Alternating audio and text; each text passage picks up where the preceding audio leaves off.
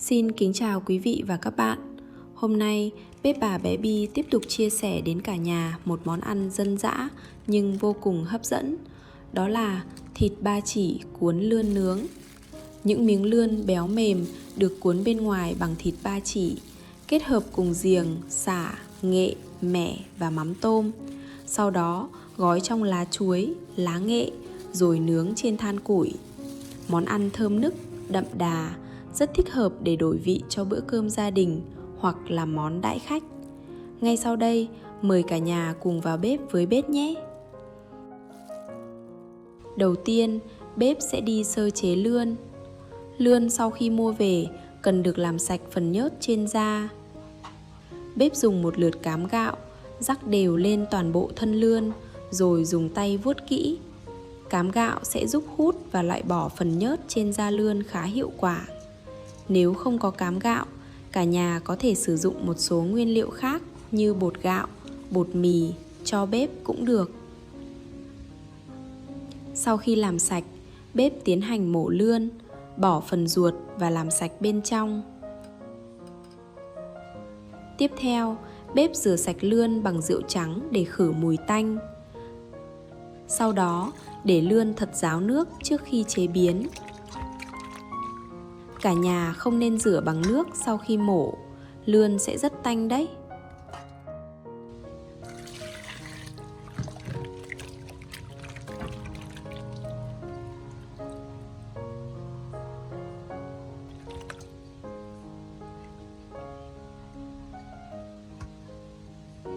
Như vậy là phần lươn đã được sơ chế sạch sẽ.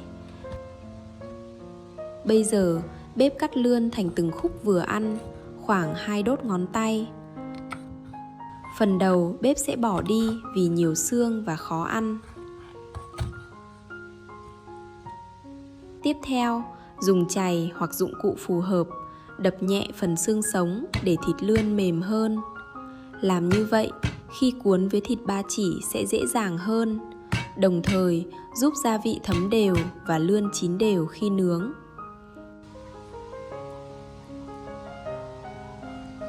Bây giờ, bếp cho lươn vào một chiếc tô và chuẩn bị phần gia vị ướp. Đầu tiên là khoảng 80g giềng, bếp đập dập rồi thái nhỏ. Giềng giúp món ăn thơm và góp phần khử mùi tanh của lươn.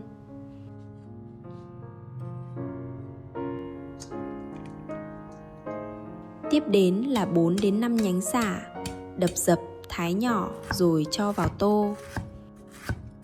Sả vừa giúp tạo mùi thơm, vừa làm món lươn hấp dẫn hơn. Tiếp theo là 2 đến 3 nhánh nghệ, đập dập, thái nhỏ rồi cho vào. Nghệ sẽ giúp món ăn có màu vàng tự nhiên rất đẹp. Bây giờ đến phần nêm gia vị. Bếp cho vào tô 1 thìa cà phê đường, 1/2 thìa cà phê hạt nêm, 1/2 thìa cà phê tiêu xay, 4 thìa cà phê mẻ,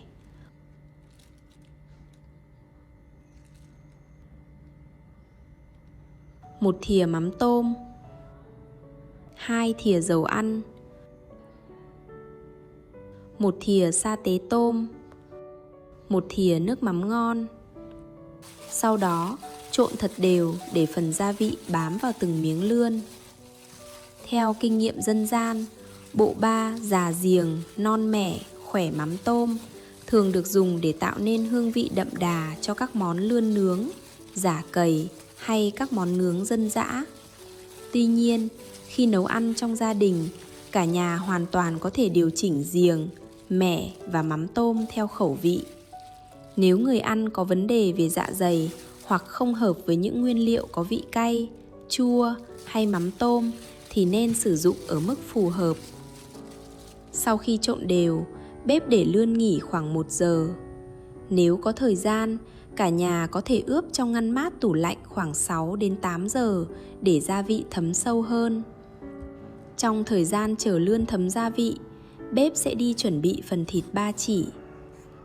Đầu tiên, cắt thịt thành những miếng dài khoảng 7 đến 10 cm. Sau đó, lọc bỏ phần da. Tiếp theo, thái thịt thành những lát mỏng theo chiều phù hợp để khi cuộn thịt không bị rách. Một mẹo nhỏ là nếu muốn thái thịt thật mỏng và đẹp, cả nhà có thể cho thịt vào ngăn mát tủ lạnh khoảng 1 giờ trước khi thái. Bếp sử dụng khoảng 700g thịt ba chỉ, chọn miếng có tỷ lệ khoảng 7 phần nạc, 3 phần mỡ. Tỷ lệ này sẽ giúp thịt khi nướng vẫn mềm, đéo và không bị khô. Lươn đã ướp đủ thời gian, bây giờ bếp sẽ tiến hành cuộn thịt.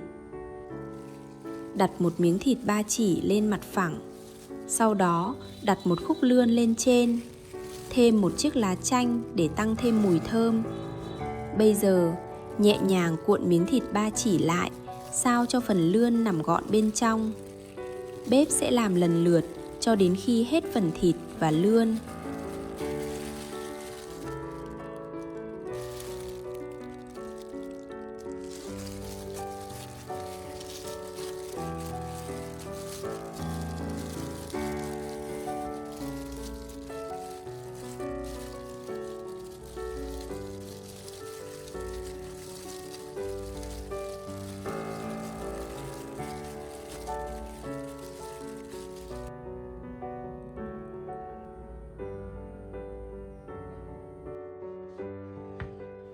Tiếp theo, bếp chuẩn bị phần lá để gói.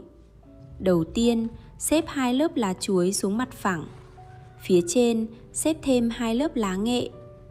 Việc sử dụng nhiều lớp lá sẽ giúp phần thịt bên trong giữ được độ ẩm, đồng thời hạn chế nhiệt trực tiếp làm cháy món ăn. Lá nghệ giúp món nướng có mùi thơm rất hấp dẫn. Lần lượt xếp từng cuộn thịt lên trên lớp lá. Sau đó, phủ thêm một lớp lá nghệ và cuối cùng là lớp lá chuối bên ngoài.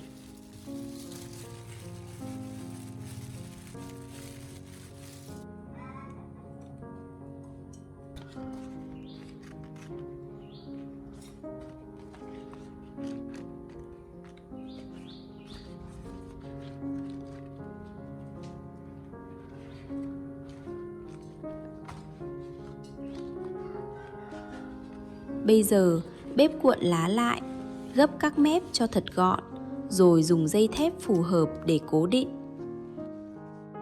Cả nhà nên sử dụng loại dây buộc chịu nhiệt, dây sẽ không bị đứt trong quá trình nướng.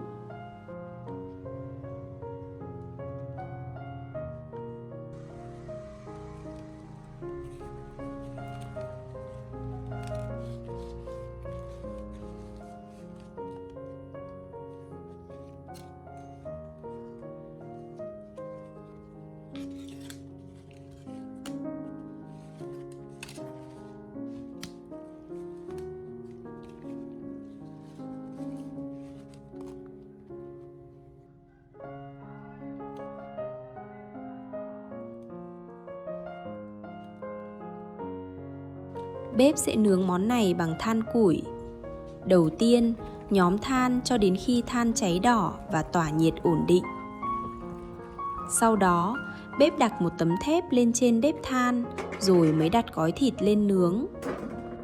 Cách này giúp nhiệt truyền ổn định hơn và hạn chế việc lá tiếp xúc trực tiếp với lửa.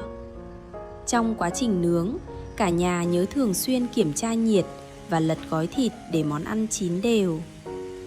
Bếp dự kiến nướng khoảng 30 phút mỗi mặt, tùy vào độ dày của gói thịt và mức nhiệt của than. Sau khoảng 30 phút, bếp lật mặt còn lại và nướng tiếp. Quan trọng nhất là phải đảm bảo phần thịt ba chỉ và lươn bên trong chín hoàn toàn.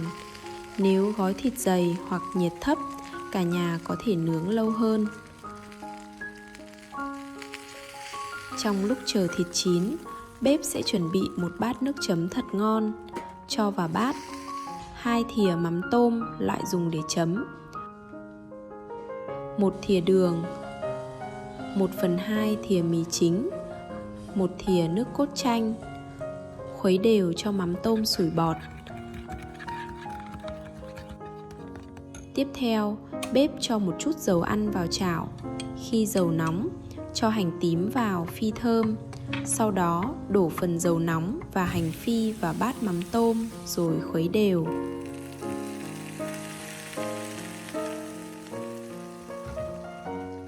Cuối cùng, cho thêm một chút ớt, tỏi và lá mơ thái nhỏ. Vậy là bát nước chấm mắm tôm thơm ngon, đậm đà đã hoàn thành.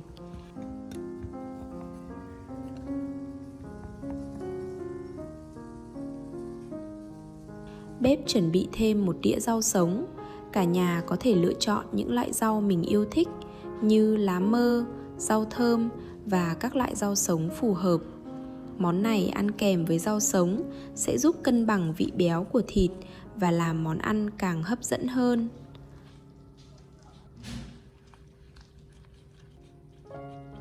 Sau khi nướng chín, bếp lấy gói thịt ra khỏi vỉ. Bây giờ, cả nhà xem bếp mở lớp lá ra xem thành phẩm nhé. Vừa mở lớp lá chuối, hương thơm của thịt ba chỉ, lươn cùng giềng, sả, nghệ và lá chanh đã tỏa ra vô cùng hấp dẫn. Những miếng thịt bên ngoài có màu vàng nâu đẹp mắt, phần cháy cạnh nhẹ tạo màu cánh rán rất hấp dẫn. Bên trong là phần lươn mềm, thơm, quyện cùng thịt ba chỉ béo ngậy và gia vị đậm đà. Bếp lấy từng miếng thịt ra rồi xếp lên đĩa. Khi ăn, cuốn một miếng thịt cùng rau sống, chấm vào bát mắm tôm. Món này thật sự rất hấp dẫn. Miếng thịt mềm, thơm, phần lươn béo ngọt, hòa cùng vị thơm của giềng, sả, nghệ, chút chua nhẹ của mẻ và vị đặc trưng của mắm tôm. Món này ăn nóng là ngon nhất. Cả nhà có thể ăn cùng rau sống, bún, cơm hoặc dùng làm món nhâm nhi đều rất hợp vị. Nếu gia đình mình đang muốn tìm một món ăn dân dã nhưng lạ miệng để đổi vị, thì thịt ba chỉ cuốn lươn nướng là một lựa chọn rất đáng thử.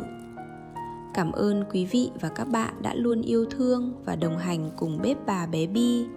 Nếu thấy món ăn hôm nay hấp dẫn, cả nhà hãy đăng ký kênh, nhấn thích và chia sẻ video để ủng hộ bếp nhé. Xin chào và hẹn gặp lại cả nhà trong những món ăn tiếp theo. Chúc cả nhà luôn có những bữa cơm thật ngon và ấm áp bên gia đình.